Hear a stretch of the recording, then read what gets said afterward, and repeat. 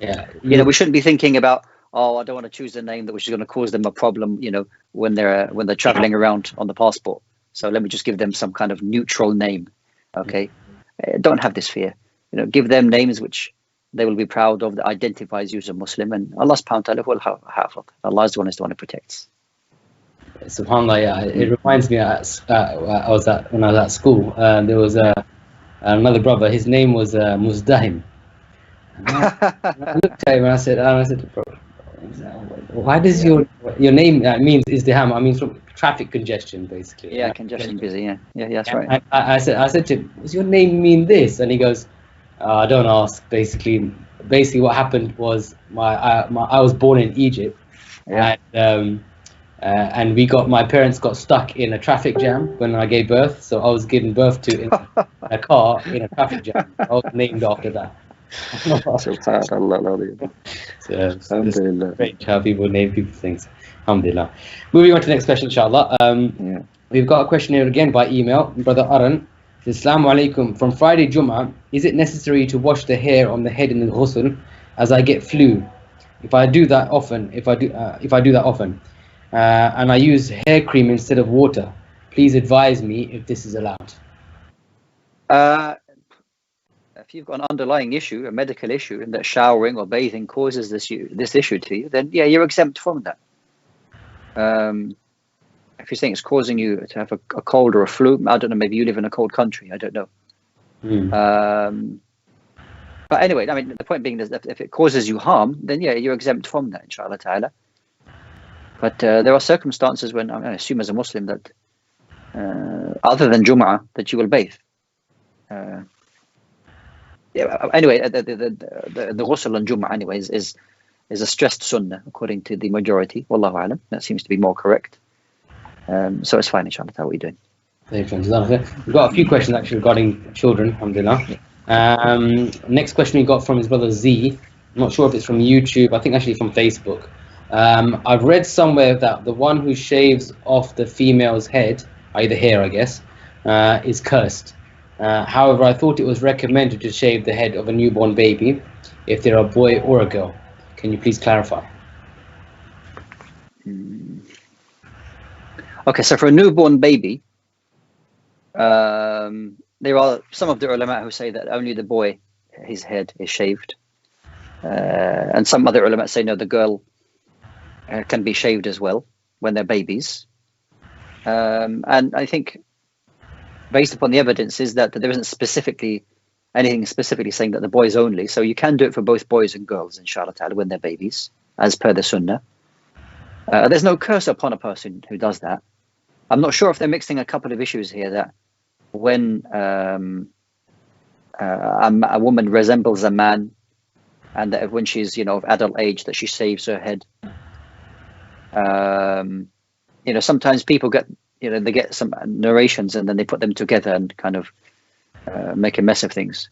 Isn't there a specific narration regarding the prohibition of women? I mean, fully grown women from shaving their hair? Yeah, because this would be following, the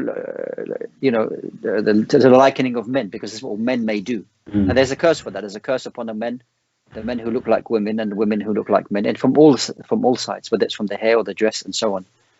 So, yeah, but we don't implement that on babies. That's a completely different ruling, inshallah ta'ala.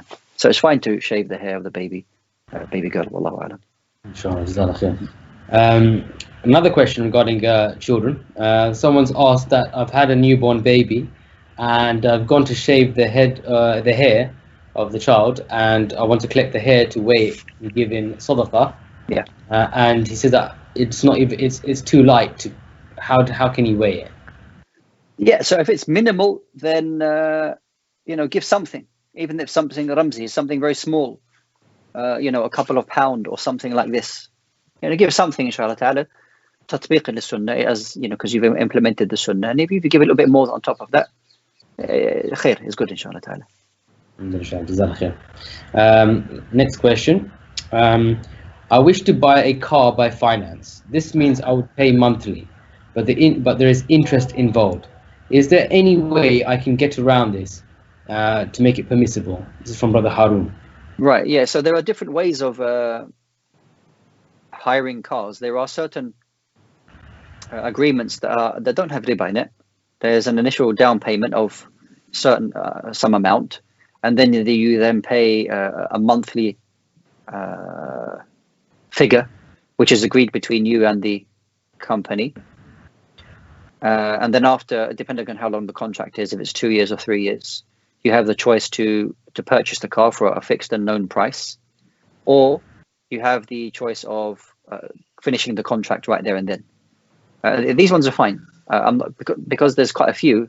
I'm not sure what you're mentioning with the riba one. Obviously, if it has riba and there are other alternatives, then it wouldn't be permissible for you to get involved in that one. I guess, I mean, something I found common, kind of a common misunderstanding, maybe you can clarify this. Yeah. I'll give you a typical example. Someone has got a car to sell to a brother, just two brothers selling a car. So if you pay me £1,000 now for my car, this is the car. But if you want to pay me installments over a year, you have to pay me £1,200, like £100. Yeah, and typically in the car finance or car industry, they would say that has a specific APR or interest rate. Yeah. Is that interest riba the same as this, or is that not the same? Between the two brothers you're talking about, as an example? Yeah, because like I've done it in the past, and a brother would come back to that. No, well, you're charging interest here. Why are you charging a bigger amount over 12 months as opposed to this? Okay, so if I own a product, and if you want to buy it from me in one go, in one payment, it costs £1,000. There's no problem in that. However, if you want to buy it from me and you're going to give me pay in installments, then I'm going to charge you £1,200. That's not riba, not at all. It's a fixed amount for a known item for a known specific time. Absolutely fine, inshallah. It's not riba at all. I have the right. In fact, it's allowed for me to raise the price on that, in that I don't receive the payment in one go. So it's allowed for me to raise the price. What, during the contract, or you mean? No, not during the project. No. Only at the start. Only at the start of the contract, we have a fixed agreement from the very start, saying over a period of year, you pay me £1,200 over the period of a year. That's fine, inshallah. No problem. It's not riba. I mean, that's kind of where the confusion sometimes lies. Some of the car finance or the car deals that are there, because they use the word interest, and that's not technically riba. Correct. We understand it. Yes. So just to get that clarification, even though I know there are conditions and certain things that especially with car insurance, it comes up a lot. Yeah. Yeah. Next question. Do we need to pay zakat on our investments? So investments, they come in different forms, but if it is a cash investment you put into a company, and this is the investment which is you're able to get back at any time, essentially, then you consider that part of your wealth. So if you invested £1,000 in a company, then that £1,000 is something that you own. So therefore you would pay zakat on that. And if it makes profit, you pay zakat on the profit that is made with that investment as well. Yes. We've got a very interesting question here. I've never come across this question, but the Hamza from Cardiff, he's asking, what makes a sheikh a sheikh? So titles are kind of things which identify, or terms that are used within societies to identify people of knowledge. You don't find, those people of knowledge themselves, they will necessarily give themselves these titles, but rather people will view them that way. And in different cultures and different societies, different terms are used. You might find the word Maulana is used in certain communities. So those people who have gone away, they've studied some form of Islamic knowledge, are known for their knowledge, that they may be known as a sheikh, they may be known as an elder, they may be known as other terms like an imam if they've got a job as an imam. And it kind of, even here in the UK, the use of these terms kind of goes through an evolution in the halal way. That once upon a time, terms were used, sheikh, for people that we knew who were big, scholars who were abroad. and that people or students of knowledge would be called ustads. But this kind of conveyor belt is moving, and those people who were once ustads are now sheikhs. I guess it's all relative.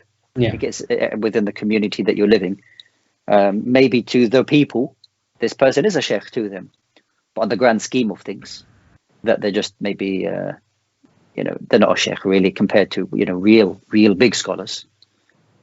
So these terms are given as a sign of respect, if you like, or a sign of recognition that this is a person of knowledge. I guess it's a long discussion, but this is what I have for that now, inshallah. I guess I'm inferring from the question this assumption, but perhaps the direction they're going is that maybe we've got two different people, got a number of people who call themselves or are given the title of being a sheikh, and they give different opinions on a matter. Yeah. So as a lay person, which person do we follow? Because, I mean, if we had someone who's the Grand Mufti, and then we had someone who is just the local imam, maybe you'd take the position because of the status of the Grand Mufti. But now we've got all these people who are called mashayikh or scholars, and they're giving different opinions on the same matter. How does the layperson decide which opinion to go with? So, I mean, there's a number of factors here. There's access to people. I mean, do you have access to a big scholar or a well-known person of knowledge? If you have access to them, by all means, go to the most knowledgeable person you can. And also, the type of issues that you want to get involved in, or that you want to ask about. Some of them don't need, to find a mufti or to find, a scholar on that matter.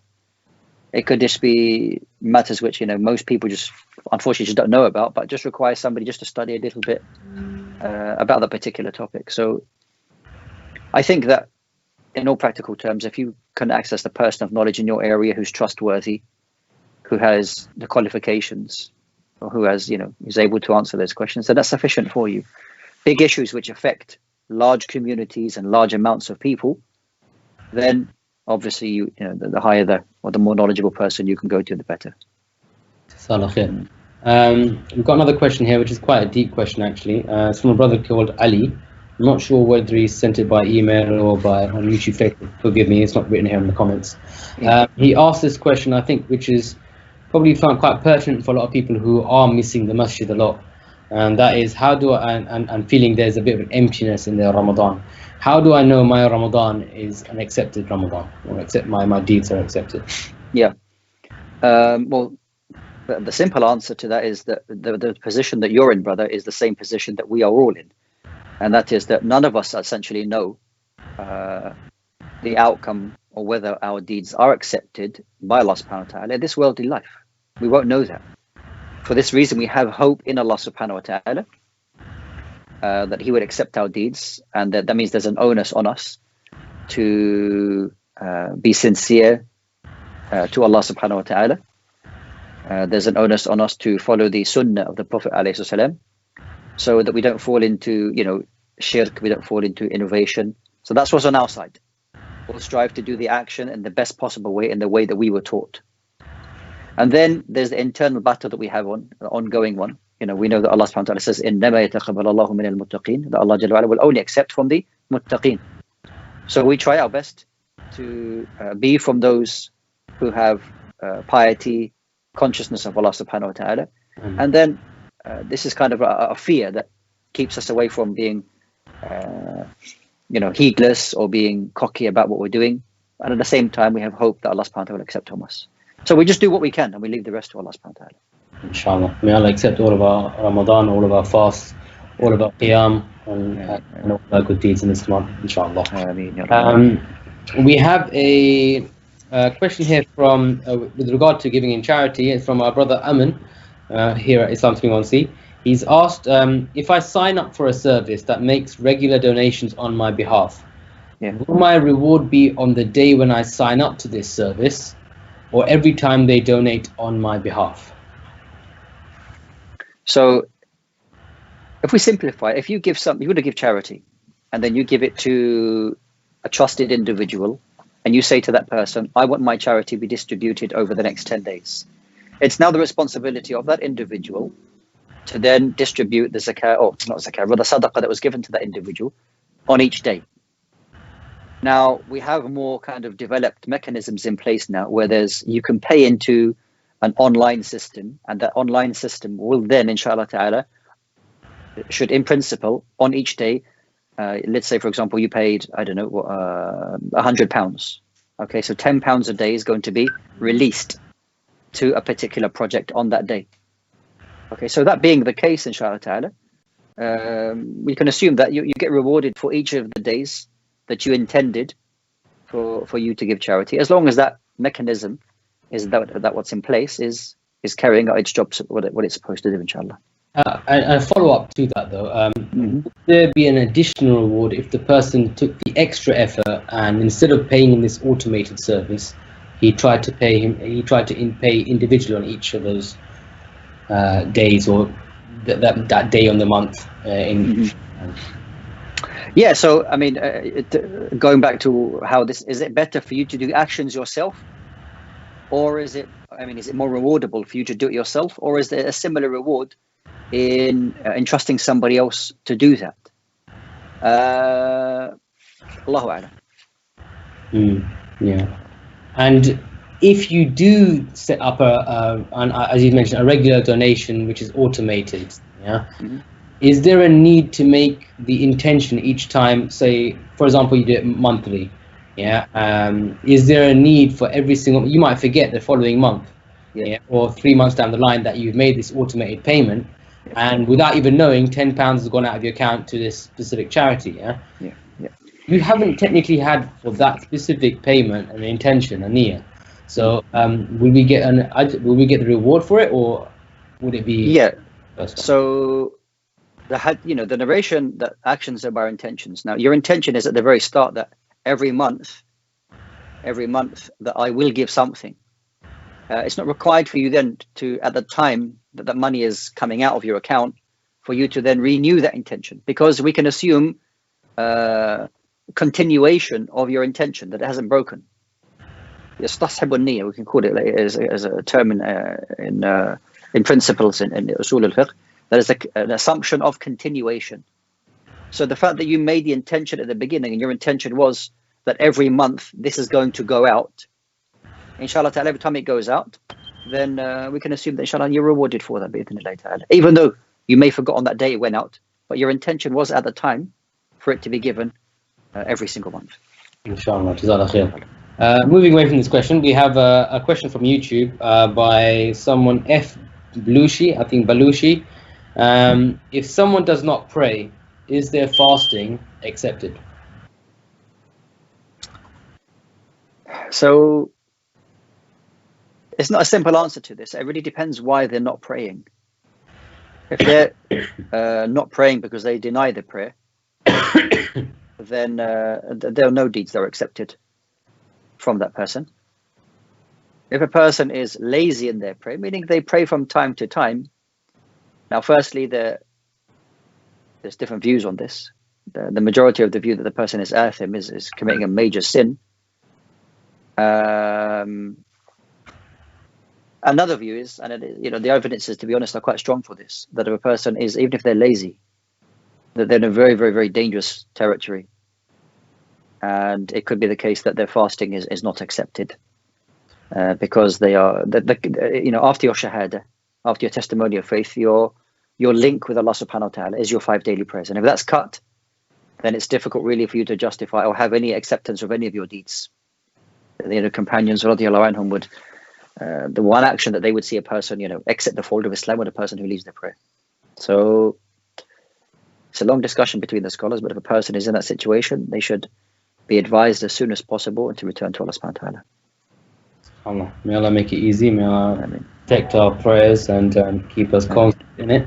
Like I said, this time, especially in this pandemic and this lockdown, it's even harder for those who don't regularly pray or find solace in Ramadan to go in groups to the masjid. They don't have that opportunity, so it must be harder.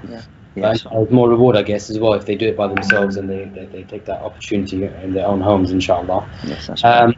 We have another question from Instagram, Brother Talib.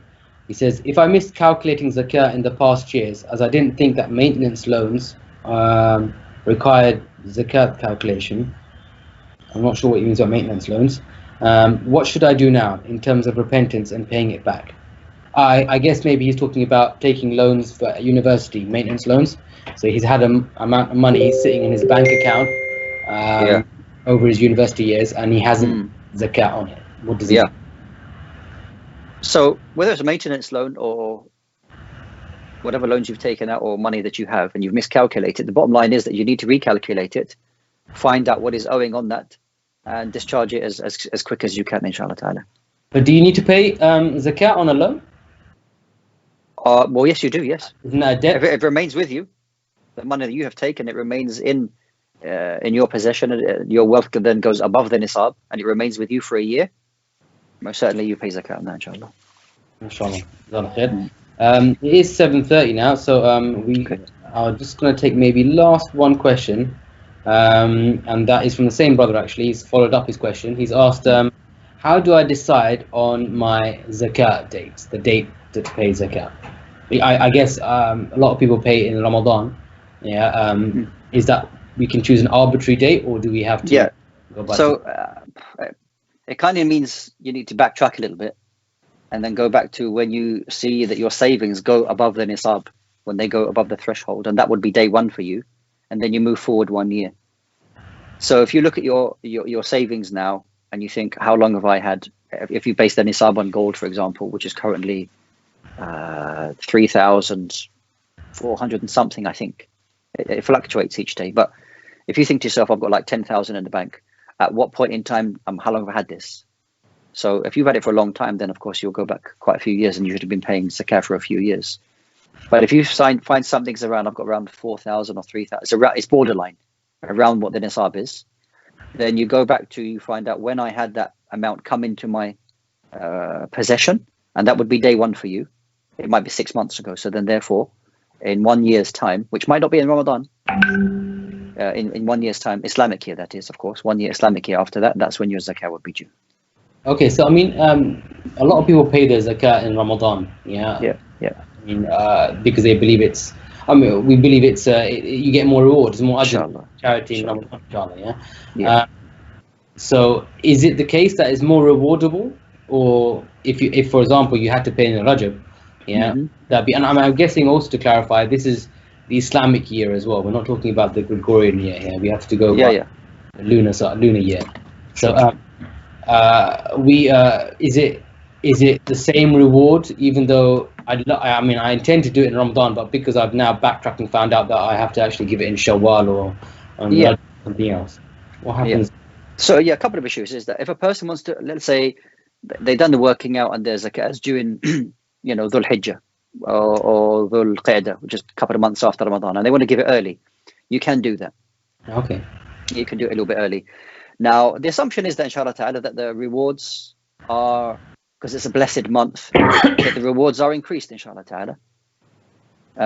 So therefore, if a person wanted to do that in the month of Ramadan, because you're fasting, you're engaged in that much more ibadah, then you can, inshallah ta'ala, hope that Allah subhanahu wa ta'ala will reward more in the blessed month of Ramadan, inshallah, yes. You mentioned a bit early, but what if it's late? Is that something allowed? No, it shouldn't be delayed, no. And it doesn't mean that let's say I'm a month late now, so my zakat date now, it starts from the day that I paid it. It doesn't. The zakat date should be the date that it was due. You just happen to be late. So that means in 11 months' time, your zakat will be due again, not in 12 months from the day that you pay. Okay. Right, so even if you're like 6 months late, that means the next time you pay zakat is in 6 months. In 6 months. That's right, yeah. Okay, Sean. Jazakallah khair, Sheikh. It's been one for having you today, inshallah. And jazakallah khair everybody else for all the questions that you put through. We hope we've answered most of your questions. And inshallah, we look forward to seeing you tomorrow, inshallah. We have Sheikh Shakur Rahman tomorrow from the Islamic Council of Europe, who'll be coming at 7 p.m. as well. If you'd like to send questions, you can send questions through earlier by email, inshallah. Otherwise, if you wait till 7 p.m., inshallah, when the stream starts, on Facebook or YouTube or Instagram. You can actually post your questions there, and in fact I think as well on Twitter. I'm not sure if you can, but I think you can put it on Twitter as well, inshallah. Again, jazakallah khair to Sheikh Wasim, and we hope you have a wonderful evening, inshallah, in standing in qiyam during the night, and may Allah accept it from you and from all of us. Jazakumullah khairan. Assalamu alaikum wa rahmatullahi wa barakatuh. كدعائي وابتهالي شاهد لي بافتقاري. Islam21c brings to you 20 brand new unique series from renowned and respected shuyukh from across the globe, with one mission: to bring Muslims together in an online congregation never seen before in history, and lift the spirit of this Ramadan to bring us closer to Allah more than ever.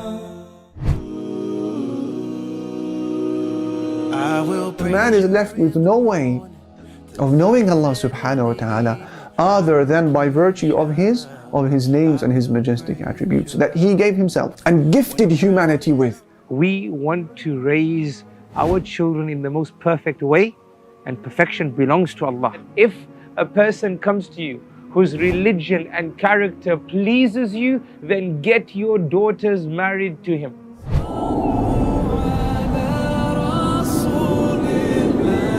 It's not going to be easy, but Allah never leaves you alone. That's the essence of what we can get from the Prophet's life. It's my pleasure, it's my honor to introduce Quran recitation from the Imam Jazari Institute. أعوذ بالله من الشيطان الرجيم بسم الله. Now just think with me about the verse where Allah says, إِنَّ اللَّهَ يُمْسِكُ السَّمَاوَاتِ وَالْأَرْضَ أَن تَزُولَا. We'll start with an easy one for you, Sheikh, inshallah. Can I postpone Taraweeh until the last third of the night? Yeah, so essentially the night prayer is offered after Salat al-Isha, and you have until Salat al-Fajr to offer that. We're all linked together in this. And that's really what empathy is. I mean, empathy in Arabic is like ataf, atuf, to tilt towards, to move towards.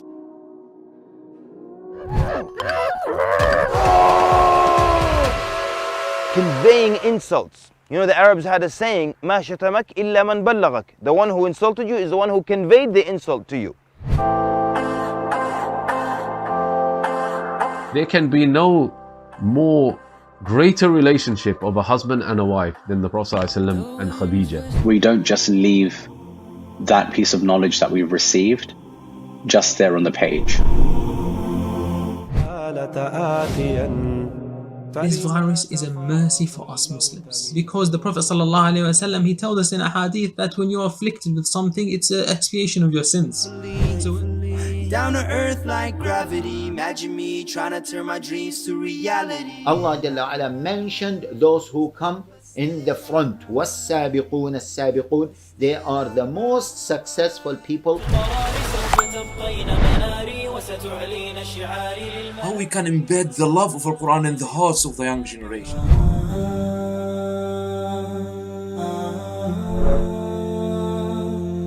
Welcome to the online masjid. Sign up now for your personal access to 300 plus free on-demand video content.